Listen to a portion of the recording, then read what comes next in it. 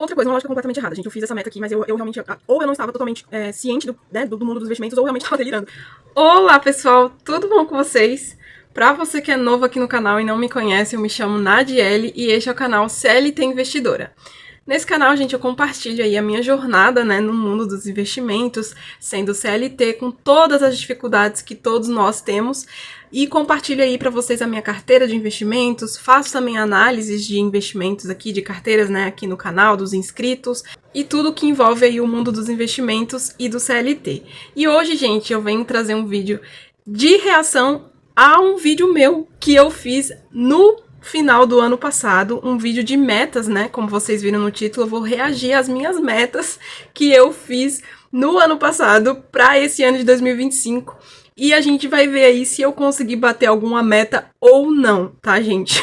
Já adianto que muitas das metas eu realmente não consegui bater, infelizmente, mas eu acredito que também houveram algumas mudanças que fez, né, com que eu não conseguisse bater essas metas, mas eu vou gravar aqui a tela e reagir aqui juntamente com vocês. Se você gosta desse tipo de vídeo, do conteúdo do meu canal, eu te convido a se inscrever no canal para acompanhar os próximos vídeos e também deixar o teu like, gente, nesse vídeo, que me ajuda bastante, e você também aí fica, né, recebendo aí as notificações sempre com um novo vídeo meu for lançado, tá bom? Então chega de enrolar e bora pro vídeo. Pessoal, tudo bom com vocês?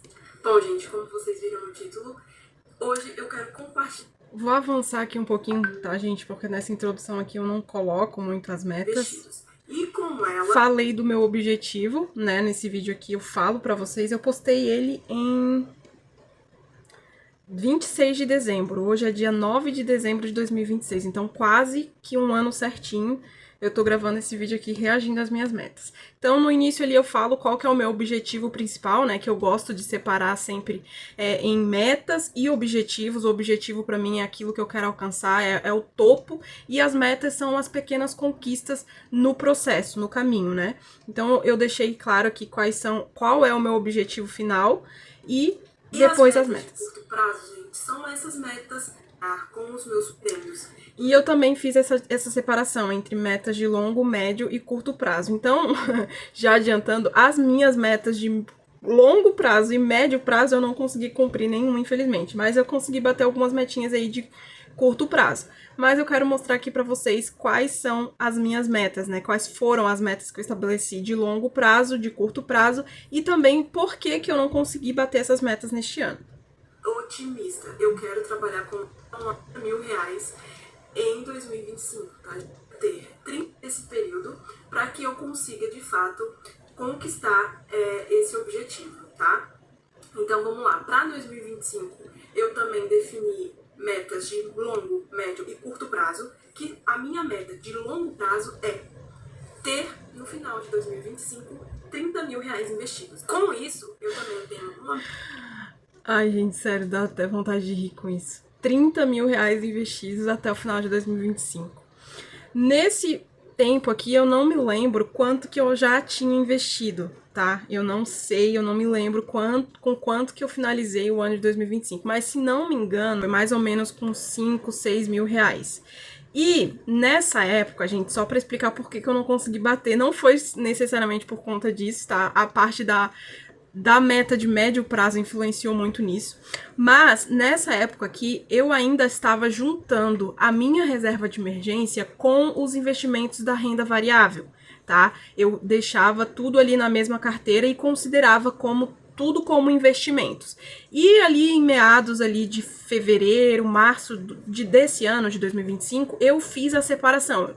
Então, eu parei de considerar a minha reserva de emergência na minha carteira ali de renda variável. Então, eu tirei, não mostro mais para vocês, não faço esse acompanhamento periódico da minha reserva de emergência necessariamente, justamente porque a gente precisa ficar retirando às vezes, e isso acaba influenciando ali no total, e ver o valor ali oscilando, diminuindo, me incomodava. Então eu preferi parar de considerar a reserva de emergência como investimento propriamente dito, deixar mesmo só como poupança. Mas nessa época aqui eu estava considerando o valor da minha reserva com o valor que eu esperava investir durante o ano de 2025. Por conta disso, eu coloquei essa meta de 30 mil reais até o final de 2025, que obviamente não consegui bater, tá, gente?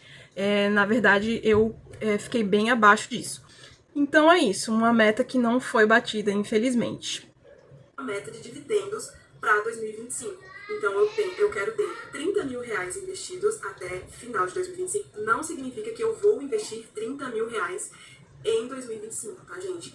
Mas eu quero chegar no final de 2025 com pelo menos 30 mil reais investidos. Eu acho que essa é uma meta realista, tá? Não é uma meta pessimista, mas também não é uma meta otimista. Eu quero trabalhar com a realidade, tá? Então, na minha realidade, eu acredito que se eu me esforçar, eu quero chegar em 2025 com 30 mil, tá? Juntamente com ela, eu tenho uma meta também que é de longo prazo, mas é em relação aos dividendos. Então, se eu fizer uma lógica de que eu vou ter 1% de dividendos sobre o meu patrimônio investido, então eu quero chegar em dezembro de 2025 recebendo R$300 por mês de... Outra coisa, uma lógica completamente errada, gente. Eu fiz essa meta aqui, mas eu realmente... Ou eu não estava totalmente ciente do mundo dos investimentos, ou realmente estava delirando.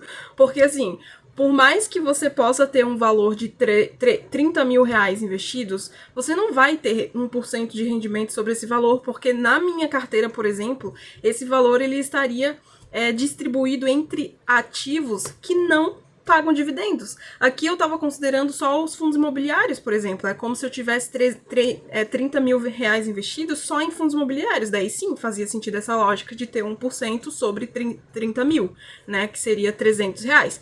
Agora, considerando que você tem uma carteira de 30 mil reais, só que ela está dividida entre ações. Ações pagam dividendos, só que não é todos os meses, por exemplo. Então, essa meta aqui eu nem vou considerar, porque eu acho que eu não estava muito ciente dessas coisas quando eu estabeleci essa meta. Sinceramente, à medida que a gente vai aprendendo, a gente vai entendendo essas questões.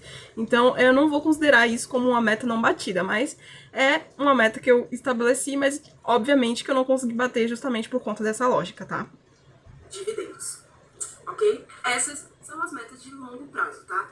A meta de curto prazo, eu estabeleci apenas uma, que é: eu quero reduzir o meu custo de vida em 2025 para R$2.000. Então, neste ano de 2025, eu quero trabalhar com os meus custos de vida no mês para que eu possa reduzir a R$2.000 mensal o meu custo de vida. Isso vai fazer com que eu consiga investir mais dinheiro e, consequentemente, consiga alcançar as minhas metas e os meus objetivos.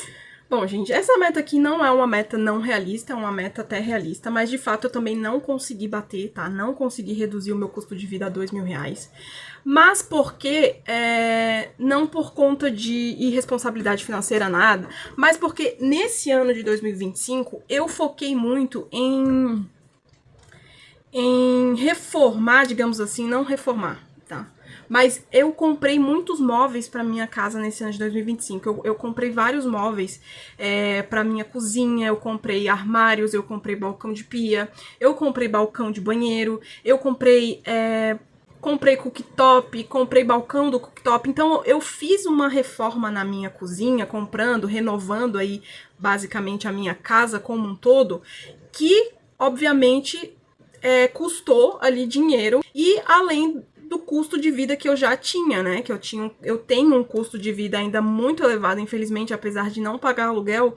Eu tenho 2 filhas e sou mãe solo de 2 filhas, então eu tenho um custo muito elevado no mês, considerando os meus investimentos, que é boa parte do meu salário, eu gosto de investir, eu separo. Então ali a gente tem os custos mensais, com compras extras, com o próprio consumo fixo ali mensal. Eu tô pagando o empréstimo do meu carro ainda, então tudo isso fez com que eu não conseguisse de fato reduzir o meu custo de vida a R$2.000, mas é uma meta que eu vou levar para 2026 também. Eu quero sim reduzir o meu custo de vida e pretendo e acredito que no ano de 2026 essa realidade vai ser um pouquinho mais concreta, até porque eu não vou gastar dinheiro comprando móveis, por exemplo, como foi no ano de 2025. Eu separei o ano de 2025 para isso e não me arrependo, tá, gente? Eu gosto de como tá a minha casa hoje, então não me arrependo, mas é uma meta que para mim ainda faz sentido hoje. Mas, infelizmente, também uma outra meta que eu não consegui bater.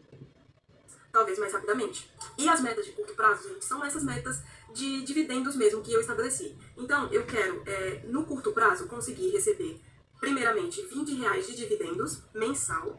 Depois eu aumentei essa meta, né, para receber R$50 de dividendos mensal. E por último, receber R$100 de dividendos mensal. Então, gente, E essas são as metas que eu consegui bater, menos a de 100. A de 100 eu também não consegui bater, mas eu consegui bater 20 e R$50 mensal de dividendos. Essa foi uma meta que eu bati só em outubro, tá, gente? Mas é justamente por conta dessa questão aí que eu falei pra vocês sobre os meus ativos estarem espalhados em diferentes tipos de ativos que não pagam dividendos. Por exemplo, o Tesouro Direto não paga dividendo, o ETF que eu tenho ali do Bitcoin não paga dividendo, e eu tenho pelo menos 2, 3 mil reais nesses dois tipos de ativo. Também tem alguns ativos no exterior, né, pelo um valor ali de pelo menos R$2.500 no exterior que não me traz dividendo.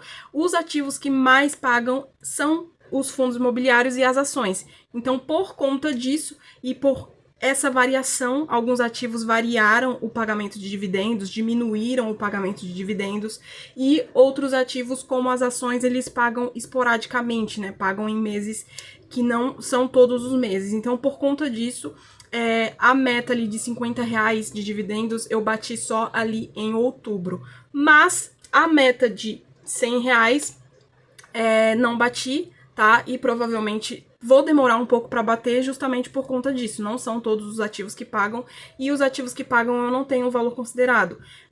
Por exemplo, se eu for considerar os meus fundos imobiliários, né? Eu tenho mais ou menos aí R$5.600 investidos em fundos imobiliários, eles vão me pagar ali pelo menos 1% ao mês. E hoje não tá nem isso, tá, gente? Não tá nem batendo ali os 1% ao mês de dividendos, tá? Eu tô trabalhando nisso, investindo em mais ativos que estão com um yield maior, mas mesmo assim eu ainda não consegui pegar R$50 só de dividendos dos fundos imobiliários, por exemplo. Mas, juntando as ações e os fundos imobiliários, eu consegui sim bater essa meta de 50 mensal. E é isso, gente. Bom, pessoal, então é isso. Eu espero que vocês tenham gostado. Se você gostou, não esquece de deixar o teu like, se inscrever no canal para acompanhar os próximos vídeos.